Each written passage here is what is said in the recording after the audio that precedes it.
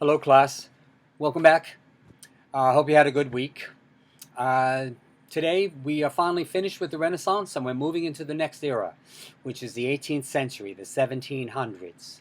Like most of these eras that we talk about, eras, my accent's in the way, era, it doesn't, it's not so carte blanche. It's not like so much January 1st, 1700.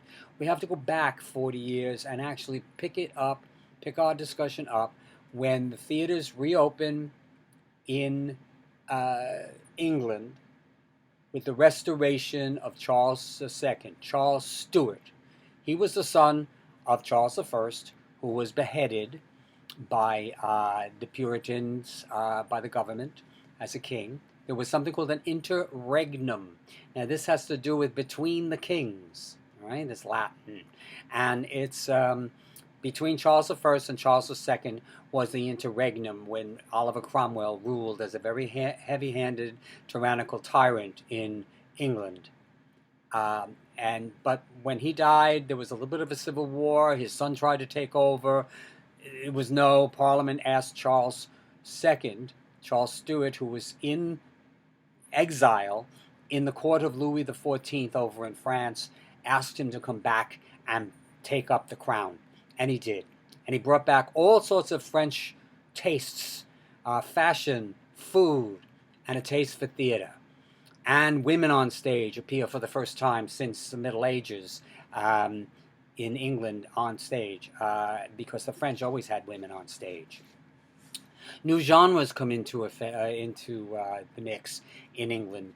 The ballad opera, which is a piece of theater that is satirical on social satire, a little bit of political satire as well. And the most famous of these is something called the Beggar's Opera, which opened in 1728. Right, that comes a little later than Charles's.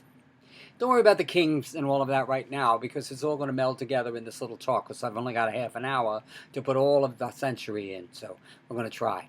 The Beggar's Opera, just to be a little bit of a plot, it's about beggars. It's about criminals and the underbelly of London society.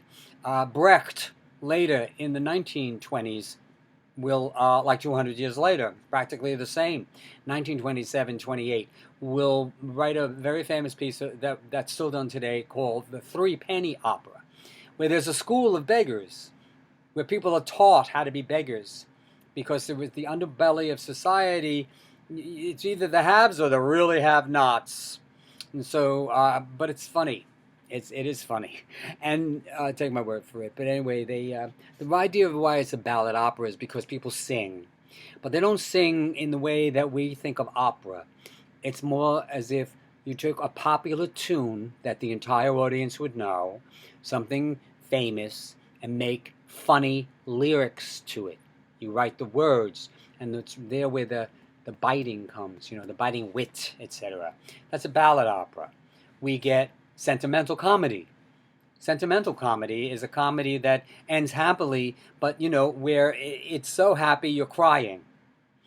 It's like, all right, boy has a dog, boy loses dog, boy spends Act 3 looking for the dog, and in Act 4 at the end, or maybe Act 5 at the end, the dog comes running on stage and jumps into the kid's arms, and everything ends happily. In the meantime, you're crying out in the audience. It's sentimental, all right? We have a lot of that in our own lives today. You watch anything from Lifetime or on the Hallmark Channel, those are sentimental comedies. We tend to call them rom-coms, which is supposed to be romantic comedies, but they are comedies nonetheless that will have a problem in the middle, but then end happily, right? And that's sentimental comedy, as opposed to laughing comedy. A laughing comedy is, again, social satire, but in fact, the term laughing comedy was coined by an Irish writer named Oliver Goldsmith, and he wrote plays, or just named the genre of plays, he wasn't the only one who wrote them, where a situation would be put up where there would be characters on stage that the audience could identify with. It's like, the busybody lady or whatever in the town gossip, right? And she might be even be called Mrs. Backbite, right? Or something like that, like biting your backbiting. And uh, you would say, oh, I know somebody just like that, right? But in the meantime, we're laughing at ourselves. We see ourselves up on that stage, and we create the laughter by that recognition. There's also a movement at this time, by the way, that people, even in other countries, are starting to write comedies about, I don't want to say common people, because I don't mean, the working class. The working class, that will come later. Where we concern ourselves with that in realism in the 19th century. But in the 18th century, it's about the middle class. Case in point, Oliver Cromwell, Oliver Goldsmith has a comedy called She Stoops to Conquer, in which case, short plot summary, this Mr. and Mrs. Hardcastle, they're the first people you meet, are sitting in their living room in their mansion, in their house. It's a little bit run down. It's kind of made out of wood as opposed to stone, etc., because it's rustic. But it's Mr. and Mrs. Hardcastle, not Lord and Lady Hardcastle now. Meanwhile, a man and a friend come, and they are lords. They are in the House of Lords from London. They're on their way to an inn to meet this young girl. They don't recognize when they get to the inn, and it's not an inn, when they have to crash for the night at Mr. and Mrs. Hardcastle's house, that that's who they're supposed to be meeting. They mistake it for an inn, and this one woman, this young girl that the main character is supposed to be coming to woo, they see her being a maid. She's cleaning and stuff, right? And because he has a problem, he can't talk to anybody of his own social status. He gets tongue-tied to the point of really stammering and not being able to communicate at all. She realizes this, so she remains a maid in her eyes. She doesn't let them know who she really is, that this is the woman he's come to actually meet in order to marry. So that's where the idea comes from in terms of the title. She stoops. She comes down in her social strata so that he can talk with her, etc. And so she stoops to conquer, meaning him, conquering him. At the end, it all works out. Everybody knows who everybody is, and it's all very happy. Very famous play. It's still being done. I saw a version of it a couple of years ago in Ireland, actually, at the Abbey Theatre. So, because, like I said, Oliver Goldsmith is an Irish writer, but in those days, Dublin was considered like the second city. Most writers go to London to make it. London was New York, let's say, and Dublin was Chicago, okay? Because it was all part of the British Empire. And the last is burlesque. And burlesque is where you make fun of something that everybody knows. You send up a book or a poem or a play. You'll see later on, when we get to the 20th century, there's a famous French farcical kind of thing that's called Ubu Roi, King Ubu, right? And in it, he and Mrs. Ubu, Papa and Mama Ubu, want to be the king and queen of Poland, so they kill everybody around them in order to attain that. Well, that's a send-up of Macbeth. You could call it a burlesque of Macbeth if you want. The French might find that a little stretching a point, but anyway. So those are the genre things that you needed to know about. I'm looking at my list to try to explain things to you that might be on the study list, which is coming to you. Oh yeah, the Licensing Act, 1837. It got a little out of control, this comedy. The satirical pieces. People were making too much fun of the government. Not particular people in the government, but just the government in general, the policies. So they wanted to crack down. So censorship came into the English stage. And the Licensing Act. Your plays had to be licensed. And that went all the way into the 1960s. Edward Albee has a story about a play he wrote called Who's Afraid of Virginia Woolf? Edward Albee, great American writer. He's gone now, but that's his most famous play. And when it went on 1968 or something like that in London, he was called into the census office, and there were certain words, there were like 8 or 9 words that they gave him that he had to take out of his play. So he went back to rehearsal, and in front of the whole cast, he just tore up this piece of paper, and they went on. And to prove that these people had no power, by 1968, nobody's going to be sending troops in to arrest everybody on stage because they said screw instead of whatever. Like screw you is really what the thing was. So, but that lasted then almost, all those hundreds of years, the licensing. The other kind of license was they decided to make 2 particular theaters, the Royal Theaters, somewhat along the lines of the Comédie Française, but not really. Okay, not really. The government didn't really pay for it. They just licensed them. Covent Garden, the Theatre at Covent Garden, and the Theatre of Drury Lane. And Thomas Killigrew and William Davenant, each one had one of the theaters. I'll leave it to you to find out which one. And had which. This was where spoken drama could be played. Now, there was an unlicensed house in London also, clear across town, in the Haymarket. And these 3 theaters as buildings still exist, by the way. Although Covent Garden is a 19th century rebuild after a fire. So, yeah, that's the Royal Opera is housed at Covent Garden. You might hear the Opera House of Covent Garden or the Royal Opera of Covent Garden. But Drury Lane Theatre and the Haymarket Theatre are still there. And the Haymarket, though, in those days was unlicensed. And this allowed for all other sorts of genres that were not spoken drama. So opera, ballet, ballad opera. This was where the Beggar's Opera opened, etc., at the Haymarket Theatre.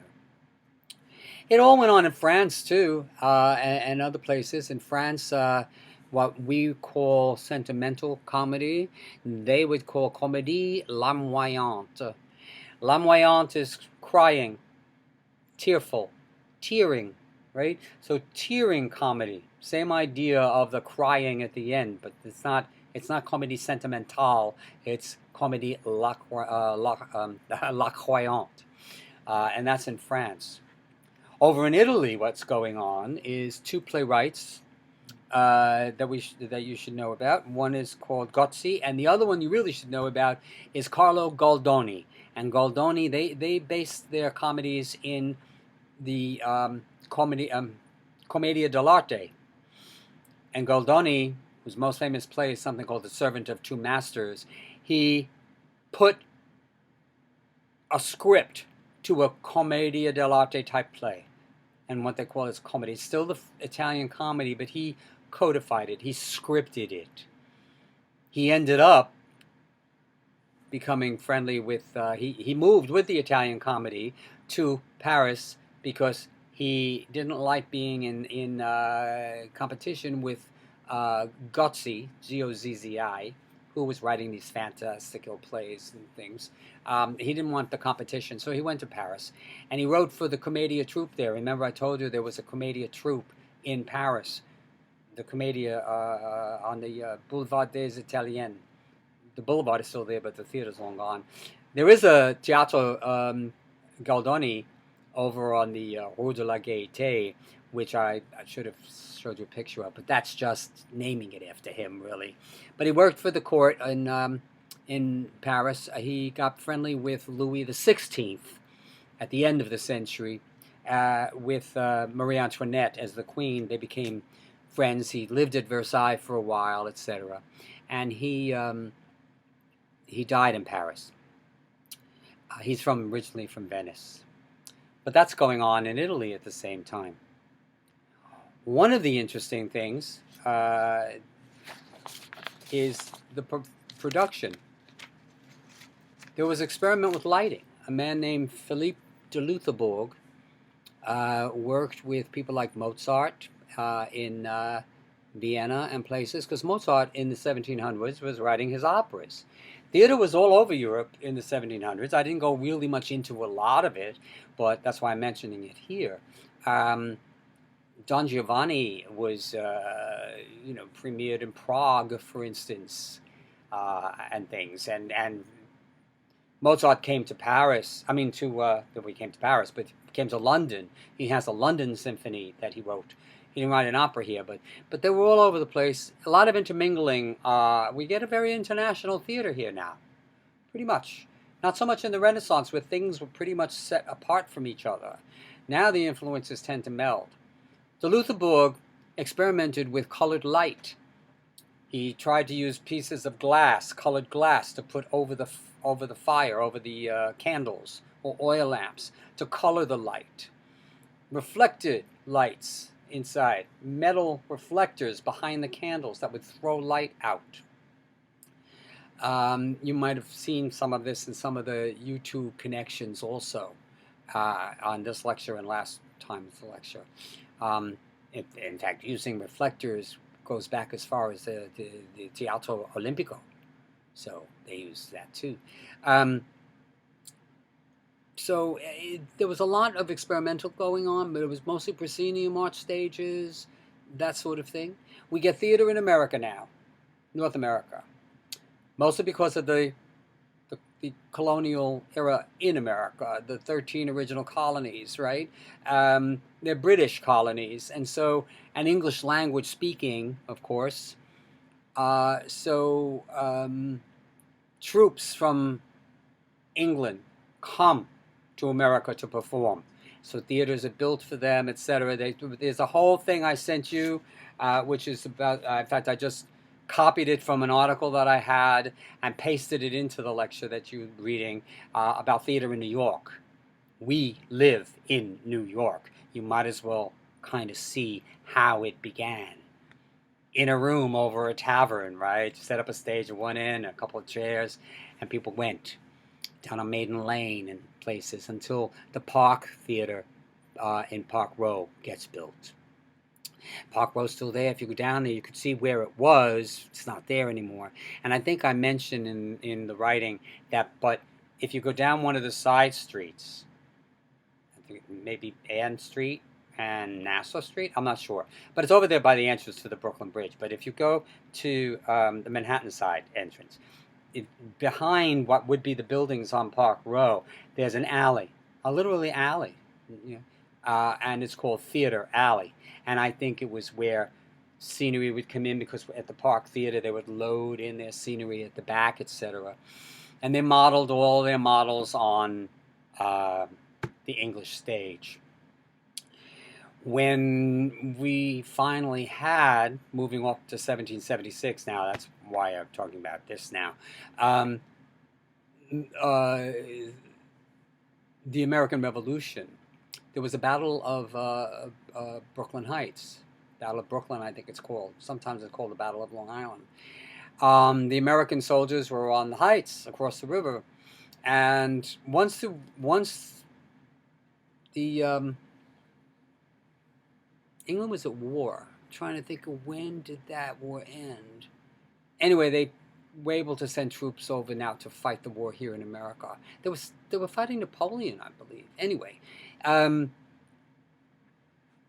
heavy British troops, amount of troops were coming, and they offloaded in Brooklyn, and the army, our army, the Revolutionary Army, right?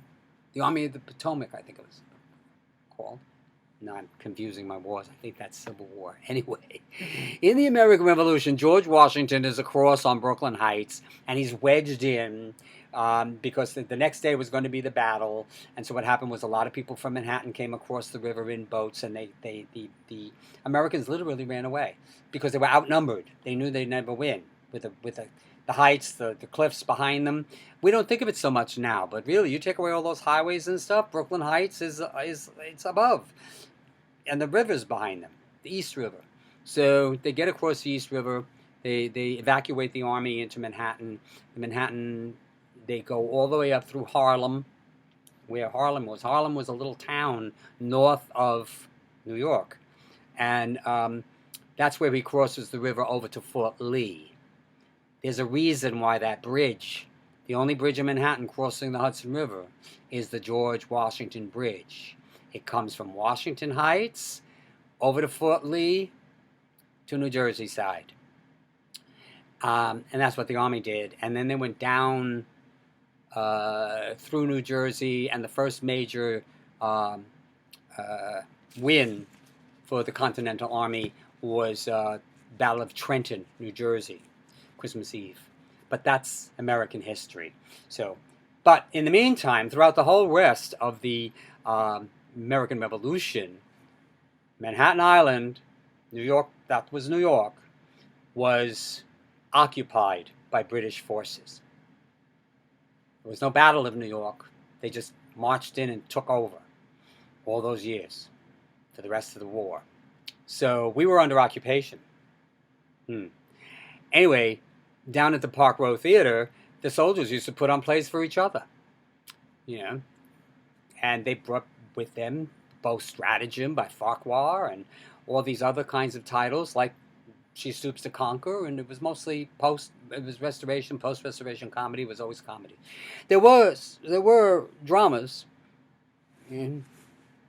Thomas Jefferson loved a play called Cato, which was a 5-act, very neoclassic structured play in verse about Cato, who is a Roman orator. And this is right. Age of Reason, neoclassic, the Enlightenment. This was what all this was in this century. There was a look away from the crowns to the people. Now, who the people were, that's still up for discussion. Most of the people didn't mean you and me. It meant landed gentry. It meant rich guys who were merchants or whatever. It meant the Washingtons and the Jeffersons, etc. Right? And the Franklins and things. So the Franklin, I don't think you would call as rich. I mean, the man, Benjamin Franklin, was the greatest American that was never elected to an office at that time. You look into him. So all of this was going on at the same time. There were the plays, like I said. Mozart was writing. So many other people were just dabbing in. We get another woman writer named Alphra Behn, Behn. Don't worry about her. She wrote one play that's still done called The Rover, but we don't need to know about that right now. Except that we do get some women writers and all. I really want to talk to you about what's going on in Germany. That's a new country for us. And the whole German idea, they pick up on neoclassicism too. This is what I meant about the century being the conquest of neoclassicism. All those rules that people were writing against in the 1600s and 1500s. Shakespeare, De Vega were not neoclassicists. By the time that century ends, and you have Ben Jonson, Molière, Calderon, they were writing neoclassically. Jean Racine, definitely. So that is influenced into this century. You see, we start this century with the beginning of a restoration of a king in England, and by the end, the French Revolution in 1789, with the beheading of that king, Louis XVI, and his wife, Marie Antoinette, in 1793, and the Reign of Terror, where all the aristocrats were being beheaded, guillotined. The guillotine was invented because they felt it was much more humane way to kill somebody than with an axe. You lay down on a board. The blade is on this high thing. They and then they chop off your head. And when they found they could do that very efficiently, anybody who was an aristocrat was up for grabs against the Reign of Terror. And so for quite a few years, there was no theater in Paris. In fact, the revolutionaries and the Estates General, which was the formation of the early democracy that they were trying to put together, they closed the Comédie Française and arrested all the actors. Goldoni, even though they sort of because he was friends with the king. See, the Comédie Française and the actors and the directors, etc., worked for the king, worked for the royal crown. So anybody doing that, no. So, the same thing happened to Inigo Jones when Oliver Cromwell took over. He was arrested, and I think he died in poverty. His son tried to get money. Goldoni, when he died, was promised by the king a lifelong stipend of money for his wife, his widow. And the revolutionaries said no. But what saved all of that was Napoleon. Napoleon Bonaparte, who was not necessarily a really nice man because he became a bit of a tyrant himself and a megalomaniac, went traipsing around Europe to bring the ideals of the French Revolution to democratize these other nations. But no, what he ended up doing was putting his son on the throne of Italy and his brother on the throne of Spain. He crowned himself emperor of the French Empire. He invaded Russia. That began his downfall. But Napoleon met his Waterloo later. But he was a friend of the theater. He liked the theater. He was really Corsican, even though France ruled and still does. Yes. The island of Corsica. Yes, Sardinia belongs to Italy and Corsica belongs to France. I think that's still an arrangement. He was Italian by birth, not birth, by heritage. Napoleon Bonaparte. So anyway, he liked theater. So when he took over and he put down the Reign of Terror, it was a military coup. It was a coup. The military took over. He made himself dictator. Anyway, he stopped the revolution that way, and at least the bloodbath stopped. Nothing else. And so he brought back the idea of the Comédie Française. It came back after those years. But anyway, that's really the 1800s. We'll talk about that next time. So I said I wanted to talk about Germany. 3 playwrights again. 3 playwrights. Lessing, Schiller, Goethe. Goethe is the Shakespeare of German writing. You can hardly go to a town, a major city in Germany today and not find a Goethe Institute. Goethe was born in Frankfurt. You could go and see his birthhouse. And he became a novelist, a poet, a stage director when there was no such thing, but he wanted a uniform production of his plays. He moves from neoclassicism into romanticism, which is the next movement next week, and so we'll talk about him more there. But you should read about these 3 playwrights. And there was something called German neoclassicism. So what did I want to do? I know I wanted to do, and I forgot to do it. Okay, bear with me one second.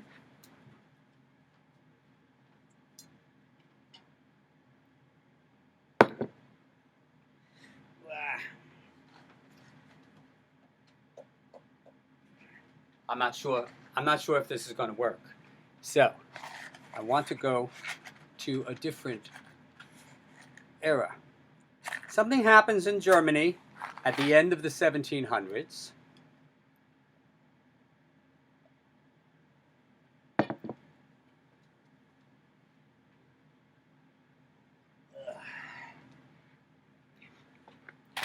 I don't smoke, but I have oil lamps and candles and all kinds of other stuff. I'm an old hippie. I even burn incense sometimes when I'm in the mood.